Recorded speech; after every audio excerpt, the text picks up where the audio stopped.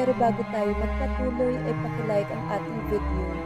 Ganon din ang subscribe button, pati na rin ang bell icon para lagi kayong updated sa mga parating ko pang mga uploads.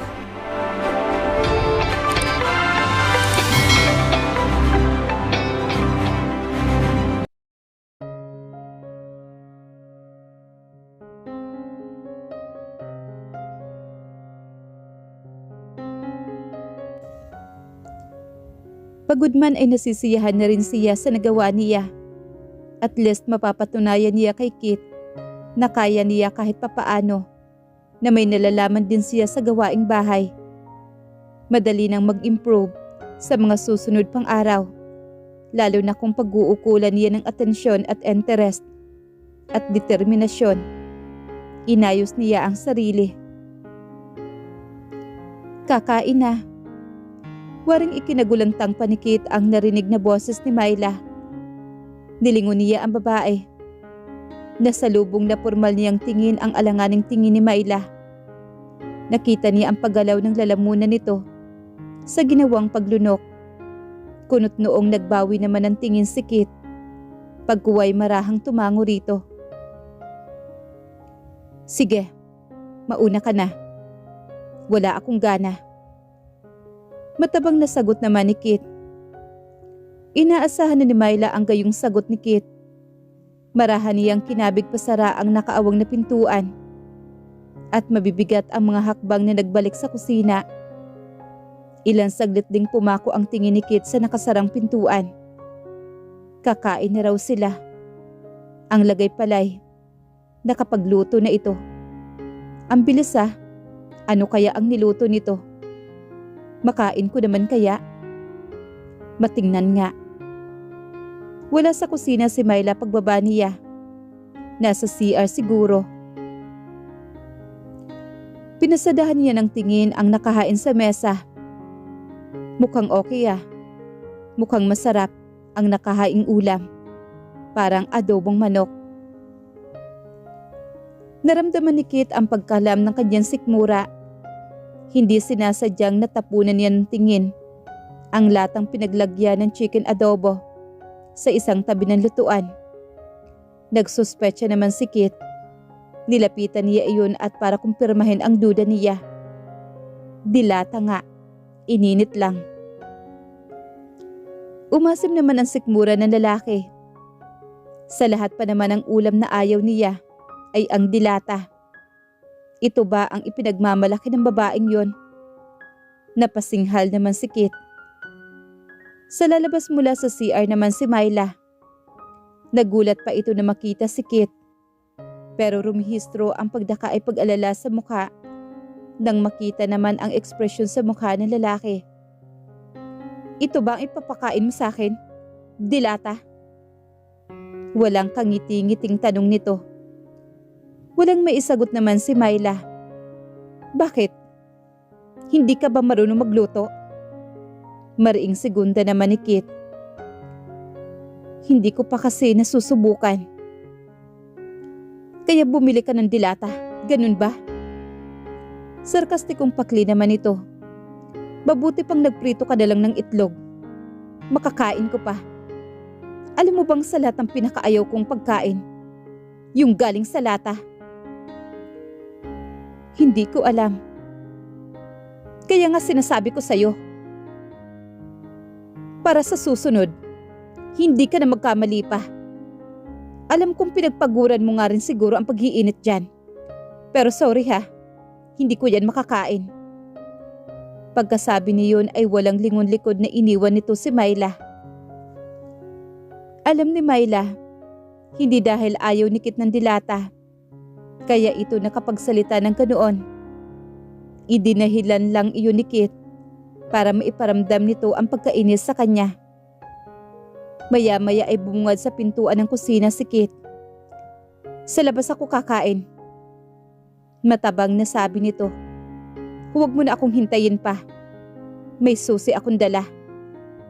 Pagkasabi niyon ay tumalikod na ito. Pagkaraan ng ilang saglit, narinig ni Myla ang ugong ng papalayong sasakyan at nagsimulang humapdi ang kanyang mga mata.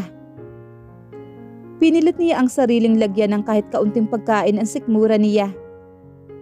Masama raw matulog nang walang laman ang tiyan. Iyon ang sabi ng kanyang mama. Nagtuloy siya sa kanilang silid. Maliban sa matrimonial bed, wala nang iba pang kagamitan na naroroon. Nasa isang tabi ang dalawang malalaking maletang dala nila. Sa kanya ang isa. Sinimulan niyang ilipat ang laman ng mga iyon sa built-in cabinet. Nagpalit siya ng damit pagkaraan.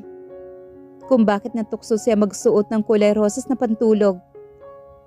Siguro ay mas dahil gusto niyang maging kaakit-akit sa paningin ni Kit kaysa intensyong isedyos ito sa ganoong bihis. Gumapang sa kanya ang pagkainip. Nang maalala niya ang dala niyang magasin sa maleta, kinuha niya iyon at pahapyaw na binasa. Hindi niya namalayang unti-unti ay inaantok na siya.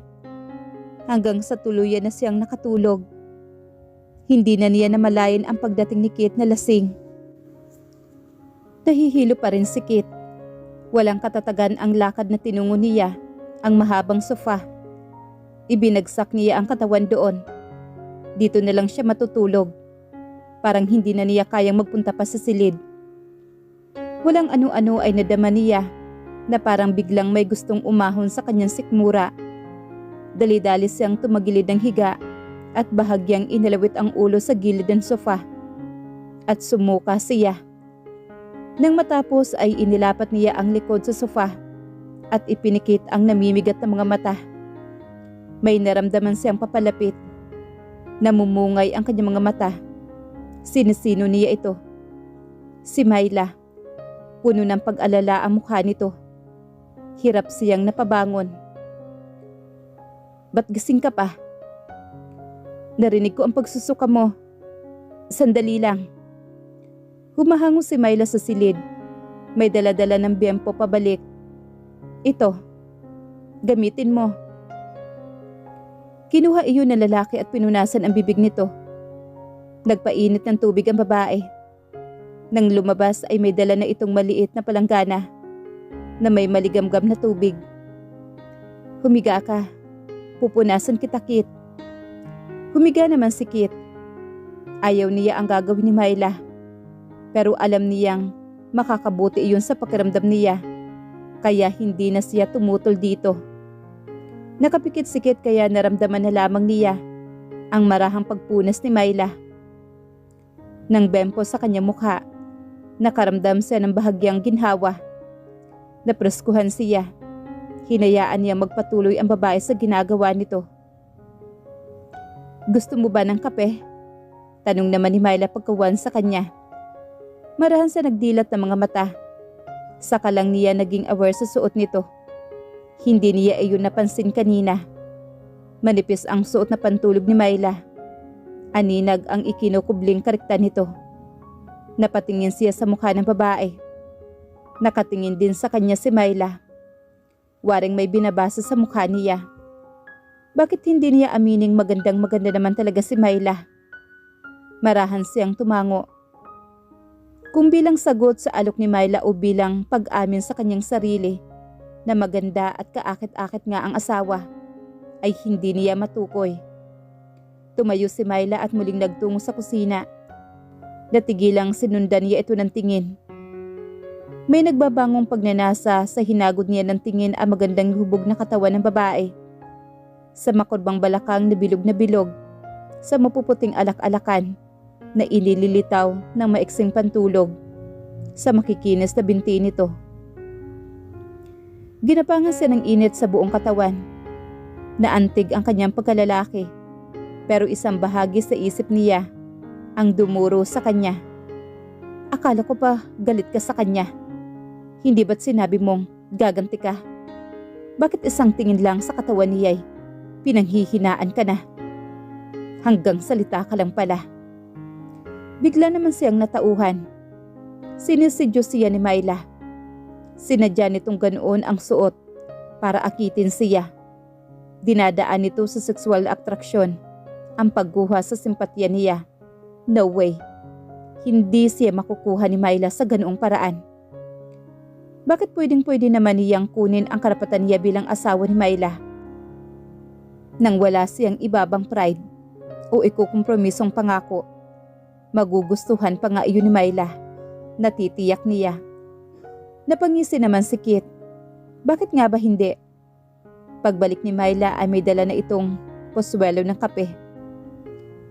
Sa kwarto mo na lang dalhin yan. Doon ko na iinumin. Tumayo siya at nagpatiunan na sa silid. Natitigilang napasunod naman si Myla. Inilapag niya ang kape sa ibabaw ng headboard ng kama. Lilinisin ko na lang muna yung doon sa sala.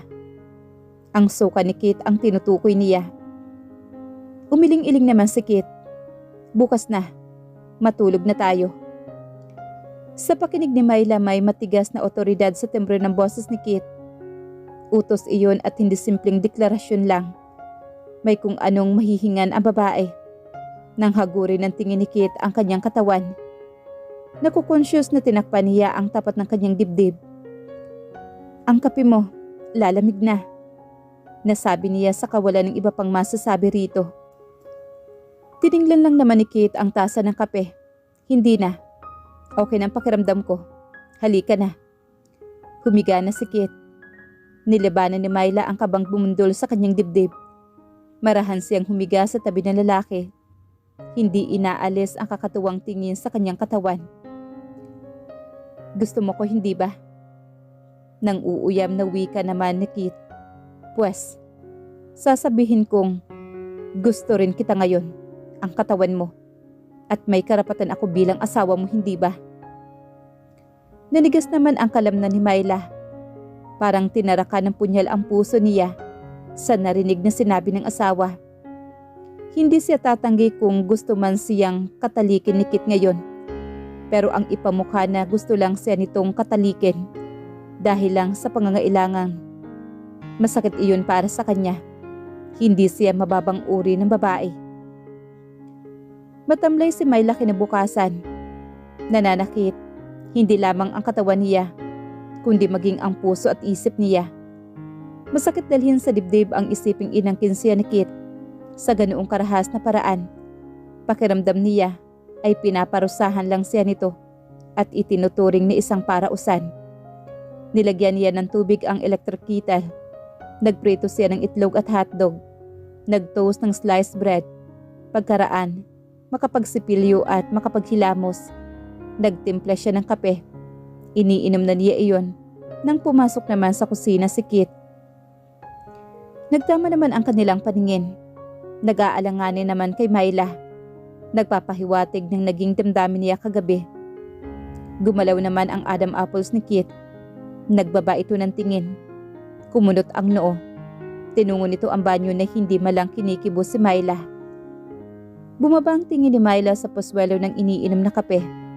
Nagtatanong ang isip kung ano na naman kaya ang nasa isip ni Kit. Tiningnan niya si Kit at lumabas na ito ng banyo. Pagkuway binalingan nito si Myla. Nag-uopisina ka hindi ba? Hindi ka ba papasok? Pupunta ako sa opisina pero hindi na ako magtatrabaho. Napatingin naman sa kanya si Kit. Hindi ka na magtatrabaho? Bahagya pang ikinilig ng lalaki ang ulo nito. Nagtataka naman sa sinabi ni Myla. Magre-resign na ako. Hindi ko makakayanang pagsabayin ang pag-uopisina at pag-aasikaso rito. Gusto niyang idagdag rito. Gusto kong maasikaso kitang mabuti. Natigilan naman si Kit. Pero pagkuway nagkibit balikat lang siya sa sinabi ni Myla. Bahala ka. Malamig na sabi niya rito. Hinayang na hinayang ang boss niya sa kanya. Pero kung desisyon mo na talaga yan, wala na ako magagawa pa, Myla. Nagkataong wala sa isip mo ang working wife. Isang bagay lang ang masasabi ko. Mahihirapan na siguro ako makakuha pa ng isang kapares mong napaka-efficient. At mamimiss kita. Sigurado ako dun, Myla. Naging maasikaso ngang asawa si Myla kay Kit. Mistula itong alipin sa pagsisilbi. Kahit binabaliwala ni Kit ang lahat ng iyon, wala siyang naririnig dito. Sige pa rin ang paglilingkod nito sa kanya. Abot-abot ang gawa nito. Ligpit ng sapatos at pinagbihisan. Punas ng pawis, handa ng merienda, handa ng isusuot. Masahe kung pagod siya, luto ng mga pagkain gusto niya, laba at plancha. At aaminin ni Kate na nagugustuhan niya ang mga iyon. Hindi lamang siyempre siya makapagsalita. Pinatitigas pa rin niya ang loob. Pinapanaig ang galit kay Myla. Pero nasisiyahan siya. Pakiramdam niya ay waring hari siya kung tratuhin ni Myla. Naikumpara tuloy niya si Myla kay Cecil. Si Cecil, ganito rin kaya ito kaasikaso sa kanya kung sila ang nagkatuluyang dalawa. Binabaliwala niya si Myla sa araw-araw. Ipinagkibit-balikat ang pagsisikap ng babaeng maging ideal na asawa. Pero sa gabi ay kinukuha niya ang kanyang karapatan. At aminin din niyang nalulubos ang kanyang kasiyahan sa tuwing inaangkin niya ang babae. Sa totoo lang, pinananabikan niya ang pagdating ng gabi, lalo na kung bagong paligo na si Myla. At hindi nga niya kailangang magbaba ng pride, ni hindi niya kailangang magparamdam na gusto niya itong katalikin. Basta na lang niya ito inaangkin at ibinibigay naman ng babae ang hinihingi ng kanyang pagkalalaki ng buong pagpapaubaya rito. Minsan naiisip din niya, ganito nga kaya siya kamahal ni Myla. Ipinagkakaloob sa kanya ang lahat-lahat nang walang panunumbat, nang walang reklamo. Ganoon ba kalaki ang pagmamahal nito sa kanya? Kaya siya pinikot nito. Isang isipin pa iyon na naiuugnay niya kay Cecil. Ganoon din kaya ang pagmamahal sa kanya ni Cecil. Kung si Cecil kaya ang nasa katayuan ni Myla, magagawa kaya nito ang ginagawang pagsisilbi ni Myla sa kanya? Makakapagtiis kaya si Cecil katulad ng ginagawang pagtitiis ni Myla ngayon? Idinidikta ng isip niya, oo, pero ang waring ibinubulong ng puso niya ay hindi. Matamlay na pangangatawan, kawalang ganang kumain, pero nandoon ang kagustuhan sa maasim na prutas. Laging nahihilo, sensitive sa pangamoy. Naramdaman ni Myla ang mga iyon pagkaraang lumipas ang buwan ng dalaw niya. Habang nabubuo sa isip niya ang isang konklusyon, ay kinakabahang nananabik siya sa antisipasyon. Nag-aalmusal silang dalawa at wala silang imika ni Kit sa isang umaga ng pagsayad pa lamang ng isinubo niyang pagkain. Ay natutop niya ang kanyang sikmura at automatikong natakpan ng isang kamay ang kanyang bibig. Napatingin naman si Kit. Natigilan. Itinatago ang nadaramang pag-alala. Anong problema? Sa halip na sumagot ay pabiglang tumayo si Myla at humahangos na tinungo ang kinaroroonan ng banyo. Doon inilabas niya ang laman ng kanyang tiyan. Titig na titig kay Myla si Kit nang lumabas ang babae sa banyo. Bakit? Muling tanong naman ni Kit. Hindi ko alam. Hindi masabi ni Myla ang halos natitiyak na niya.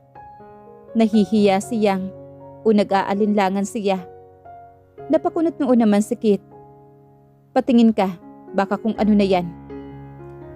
May nababakas si Mylang kakaibang timbre sa boses ng asawa. Marahan naman siyang tumango sa sinabi nito. Kinumpirma ng doktor ang hinala niya. Totoo ngang buntis siya. Parang gusto niyang maiyak sa tuwa. Dinadala niya sa kanyang sinapupunan ang kanilang anak ni Kit. Hindi man ay lumulukob na sa katauhan niya ang damdaming ina. Gayunpaman ay nalulungkot din siya sa isiping ang ama ng nasa sinapupunan niya ay nananatiling walang pagmamahal sa kanya. Paano ikakatuwa ni Kit na malaman ang tungkol sa kanyang pagdadalang tao? Nakapagpatingin ka na ba? Iyon agad ang itinanong ni Kit nang dumating ito. Marahang tumango naman si Myla. Anong sabi? Buntis daw ako. Sumulyap siya kay Kit. Nakita niyang napakunot noo ito. Tila bahagyang natigilan. Bumilis ang kaba ng dibdib ni Myla sa sasabihin ng asawa. Ang alam ko, delikado raw ang unang buwan ng kanyang kondisyon. Makakabuti sigurong magkaroon ka muna ng makakatulong dito sa bahay. Magpapahanap ako. Pagkaraan ng ilang saglit ay sabi nito. Napaisip naman si Myla at naisip naman niya si Loleng. Hihiramin ko muna yung isang katulong namin, si Loleng. Mas mapapanatag ang loob ko kung siya ang makakasama ko rito sa bahay. Matagal na tumitig naman si Kit sa mukha ni Myla. Waring may malalim na pinag-iisipan. Maya-maya ay nagbaba ito ng tingin at marahang tumango sa kanya. Sige, ikaw ang bahala. Tumalikod na si Kit pagkuwan ay tinungo nito ang silid. Pumayag agad ang mama niya, lalo na si Loleng, nang sabihin niya ang gusto. Tigas naman sa pagbibilin ang mama niya. Huwag ka magbubuhat ng mabibigat ha. Mag-iingat ka sa paglalakad mo at baka madulas ka sa daan. Maglakad-lakad ka sa umaga, pero hinay-hinay lang. Kailangan mo ang ehersisyo para hindi ka manasin. Hayaan mo anak at dadalawin kita na madalas. Wika pa nito sa kanya. Naiiyak naman si Myla sa labis na pag-alala ng kanyang ina. Kung sikit sana ang nag-aalala ng ganoon sa kanya, ay masayang masaya siya. Naggrocery siya ng araw na iyon. Nakakotse man ay simpleng-simple lang ang gayak. Nakaduster lang at nakatsinelas. Tinalian lang niya ng elastic band ang buhok na lampas balikat. Lingid sa kanyang kaalaman, isang babae ang patagong nagmamasid sa kanya. Matamang hinahagod ng tingin ang kanyang kaayusan. Makahulugan ang ngiting sumungaw sa mga labi ng babae. Si Cecil. Inagaw mo lang sa akin si Kit. Kaya siya napunta sa iyo, Myla. Pinikot mo lang siya. Hindi ka niya mahal. Kami ang talagang nagmamahalan. Kaya kami ang may karapatang lumigaya. Inaakala kong makakapagpaubaya ako. Pero hindi pala. Hindi ko rin pala siya magagawang limutin. Karapatan ko lang sigurong agawin muli ang talagang akin. At natitiyak kong maaagaw ko siyang muli sa iyo. Sa kaparaanang hindi niya ako matatanggihan. Matitikman mo rin ang sakit na ipinatikim mo sa akin noon. At mas masakit pa. Tandaan mo yan, Myla.